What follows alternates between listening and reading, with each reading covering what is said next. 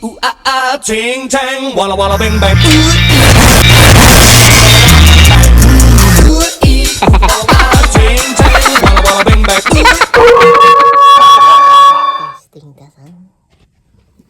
Ang tips ko sa magamit ng rubber type of gloves ay magsuot ka muna ng cotton type of gloves upang hindi mahirap magsuot ng mga rubber type of gloves. Ang rubber type of gloves ay ginagamit ko pag nag-hand wash ako ng mga damit. A day in my life na niabot sa Japan, the rising sun for today's vlog guys. Ang pick-up line sa isang vlogger na ginagaya ko dahil isa siya sa mga hinahangan at naaliw ako sa mga content niya.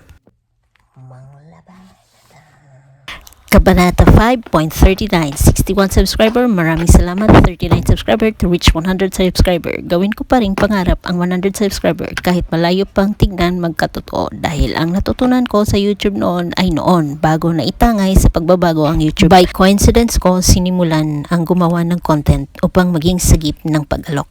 From my scarcity, scoop 4.44 and destruction, scoop 4.49 ang inspirasyon ng content. Kabanata 5.39. Saludo ko sa mga Pinoy na naninirahan dito sa Japan. Nakasama na rin nila ang kanilang kamag-anak. What a happy life. Kasalukuyan na rin dumating ang mga maraming pagpipilian na app tulad ng TikTok at IG. Dahil sa mga app na ito ay nagkaroon ako ng paraang matchat ang malayo ko na kaibigan, lalo na ang mga kababata ko noon sa Pinas. Mayroon din akong espesyal pamarang makausap ang mga tangi ko na pamilya at kamag-anak sa Pilipinas. Maingat talaga ako sa mga gamit at hindi sa dahilan na ako ay nangupahan. Mayroon man pangalan ng gamit ko, wala ay iniingatan ko dahil sa kagustuhan na ayaw ko masira agad. Para sa akin, magiging katumbas ang tungkuling pag-ingat sa gamit. Kahit na naglalaro ang katotohanan na maluluma at masisira. Ayaw ko ang mga gamit na binabahayan ng alikabok o ng sapot ng gagamba. Tulad na lang ng car na nilinisan ko, kahit hindi ito sa akin, ay isang pasalamat ko ang paglilinis sa car na isakay ako at gawing madali ang pagpunta ko sa mga lugar.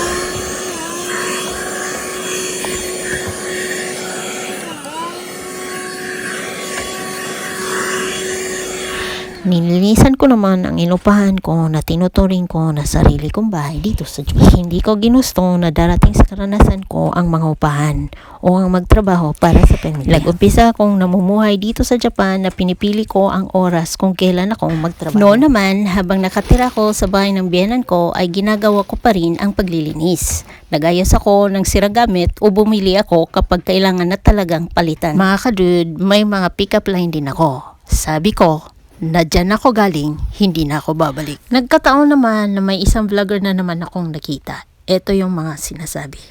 Sa oras na makatakas ka na,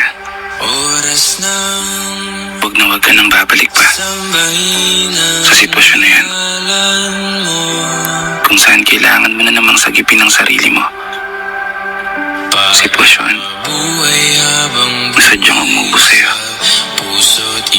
at magpahirap sa'yo. At sitwasyon na inakala mong papaboran ng mundo. Ang ganda ng pagkatagalog.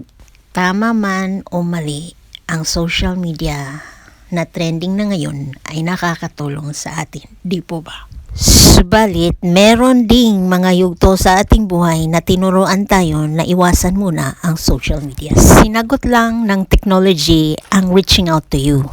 Ang mga hinaing noon na maging fair, pantay to all. Sana lang naman ay matutunan nating gamitin ang intercept.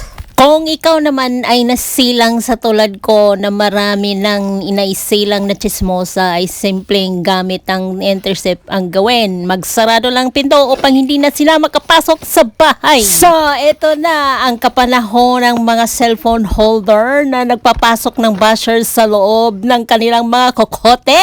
Kung saang app kayo nakapasok ay i-log out nilang. Kung hindi nyo ma-log out ay i-off nyo na ang cellphone at huwag nyo na antayin ma-drain o lobat pa. Yan ang intercept. Mga ganun lang na intercept na gawin natin sa ating sarili. Dami ko pang sinabi. Parang marunong na akong mag-off ng cellphone. Mukha na yata akong nadroga eh. Kailangan ko na talagang marehab. Kailangan talagang gamutin ang sarili, makontrol. Ayan, malapit na matapos maglinis. papalitan ko na lang ng kortina. Mayroon pala akong dalawang klaseng kortina mga kadod. Isa doon ay pang winter dahil ang aming glass window o glass door ay nagbabasa. So, kailangan namin ng waterproof na curtain. Ang waterproof curtain ay gawa sa dalawang klase na textile, ang plastic at cotton or polyester. Ang plastic ang bumabara sa basa o lamig, kaya hindi nagbabasa ang kurtina hanggang sa glass door or bintana lang talaga ang basa. Ngunit kailangan mo siyang tanggalin sa tag-init dahil matunaw ang plastic. Dalhin mo talagang magpapalit ng kurtina kapag matapos na ang winter season.